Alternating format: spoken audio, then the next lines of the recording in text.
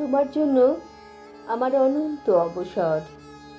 প্রতিদিন ফিরে ফিরে আসা বিকেলের আকাশ লালিমায় তোমার স্পর্শ খুঁজি। তীর তীর হাওয়া দিলে বুকের ভেতর সঙ্গীত, চঞ্চল প্রজাপতির পাখায় আলোর ছন্দ খেলা করলে দুপায়ে কতা সুর নেচে ওঠে।